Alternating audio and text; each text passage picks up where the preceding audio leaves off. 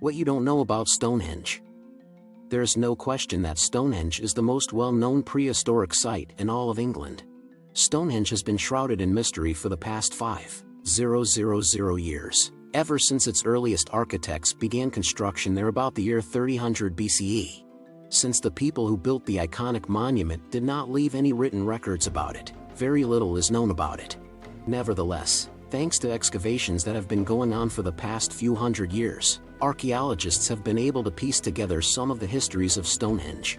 You've certainly heard some of the tales regarding the mystery surrounding Stonehenge's beginnings, but in any case, here are 10 facts that you probably weren't aware of. Number 10. The whole site is much larger than just the henge alone. Stonehenge's most famous feature, the majestic stone circle in its center, is what draws the majority of visitors to the site. Yet, did you realize that the entire UNESCO World Heritage Site spans almost 6,500 acres across Salisbury Plain? The English Heritage blog estimates that this would be equivalent to 7.5 times the size of Central Park. The henge at Ava Berry, a considerably larger stone structure, is also a part of the site. Nevertheless, it is not as magnificent as the other henges because it does not contain any gigantic trilithons. In 1986, both of these locations were added to the list. Number 9. As ancient as the pyramids themselves. It is common for us to consider the pyramids to be the oldest great prehistoric structure, yet Stonehenge is nearly as old as any of its Egyptian contemporaries. In the year 2500 BCE, the Great Pyramids of Giza were constructed over approximately 85 years. At about the same period, Neolithic people living in Britain were laboriously constructing the stone circle that is now known as Stonehenge. On the other hand, there were already some aspects of the terrain in existence. A circular ditch was excavated around the henge some 500 years ago, and there is some indication that there was an earlier structure at the location where the current henge is located. Number 8. Stonehenge was constructed in phases. Stonehenge, like Rome, was not erected overnight, as the old saying goes. Neither was Rome. As was alluded to before, the construction of Stonehenge took place in stages that span the end of the Neolithic period as well as the beginning of the Bronze Age. Archaeologists have identified 6 distinct stages that were used in the construction of the monument. The circular enclosure that surrounds Stonehenge is the oldest portion of the site, having been dug about the year 3000 BCE. It is possible that bluestones were formerly contained within this enclosure.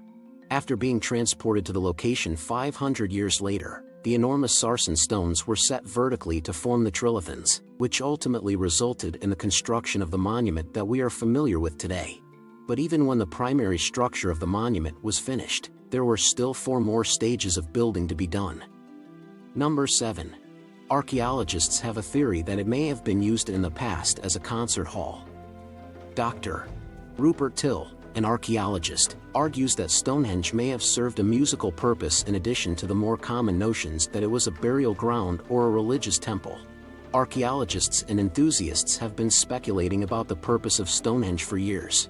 Stonehenge has a reputation for being noisy, and there may be some basis for the claims that tourists make about it. Dr. Till feels that the acoustics would be significantly improved if it were not now in ruins. It is possible that ancient humans were aware of the unique echo that the bluestones of Stonehenge produced, prompting him to hypothesize that they specifically sought out the stones. Number 6. Prehistoric people employed it as a tool for astronomical purposes. Stonehenge could have been put to use for a wide variety of purposes.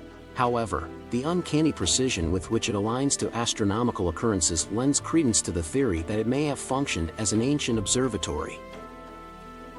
The monument is oriented in such a way that it faces northeast, and each stone within it has been painstakingly positioned to monitor the sun, particularly around the solstices and equinoxes, which were significant occasions on the prehistoric calendar. These days signified the beginning of the growing and harvest seasons, and for ancient people, they could have meant the difference between life and death. Astroarchaeologists have a hunch that the winter solstice would have been of more significance to ancient people because it was the shortest, darkest day of the year, signaling the approach of spring and the beginning of the growing season. Number 5. Druids believe Stonehenge is holy. It is a common misconception that the Druids constructed Stonehenge as a place of worship. Although it does appear that whoever did build it must have had the assistance of some sort of magic, the Celtic priests who brought the religion to the British Isles did not arrive until almost 3,000 years after construction on Stonehenge began. Do you have any idea how many years old it truly is? Neo-pagans and current Druids see Stonehenge as a hallowed location, even though it is highly improbable that Druids ever worshipped at this location. The Summer Solstice Festival is one of the greatest gatherings of Druids that can be found anywhere, and many people make the journey out to Salisbury Plain as a pilgrimage to pray or leave offerings to a variety of deities. Number 4. For a very long time, many believed that Merlin was responsible for it. The belief that the wizard Merlin was responsible for transporting the stones to Wiltshire using his magical abilities is possibly even more implausible than the Druid theory. Merlin is said to have airlifted the stones from County Kildare in Ireland and put them on Salisbury Plain as a memorial to a massacre of Britons by Saxons, according to Geoffrey of Monmouth, who recounted the stories of King Arthur. Geoffrey's tale may appear ridiculous to those living in the present era, but those living in the Middle Ages had no method of explaining how the stones held upright. Thus to them, magic appears to be the most reasonable explanation. Number 3. The very first guidebook asserted that it had survived the flood described in the Bible. There is no shortage of bizarre hypotheses regarding the architects of Stonehenge or its history. Yet, the very first handbook on Stonehenge contains one sentence that stands out as being exceptionally peculiar.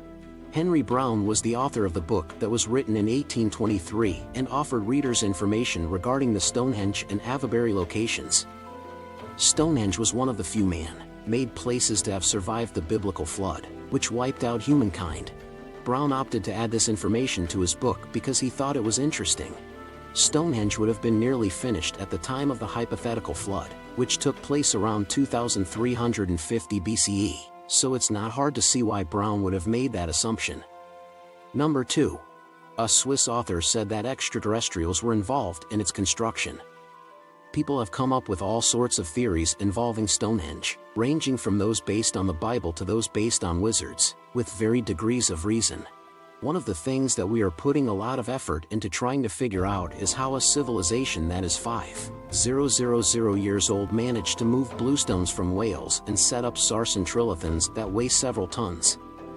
Erich von Däniken, a Swiss author, believed that he had cracked the code in 1968 when he published his book Chariots of the Gods, in which he claimed that extraterrestrial visitors either revealed sufficient technology to build Stonehenge or built it themselves. He believed that he had cracked the code because he published his book in Switzerland. Despite the widespread consensus that von Däniken's claims are based on pseudoscience, many people continue to believe them. Number 1. Guests are not permitted to touch any of the stones at the site. Since 1977, walking within the stone circle and touching the mythical stones has been made illegal. Thus, despite your best efforts, you won't be able to do either of those things. The ruin is in a very precarious state, and given the large numbers of visitors who rush to the site every year, even the slightest amount of contact with it could endanger its status as a priceless artifact if it is not properly protected. Stonehenge is now cordoned off to visitors because of the extensive damage that was caused by tourists during the Victorian era. During that period, visitors were permitted to cut off pieces of the stones to take home as mementos. Don't be concerned. The view is simply breathtaking even from behind the gates. How was the video? Do you enjoy it? Tell us in our comments section below and subscribe to our YouTube channel for more updates.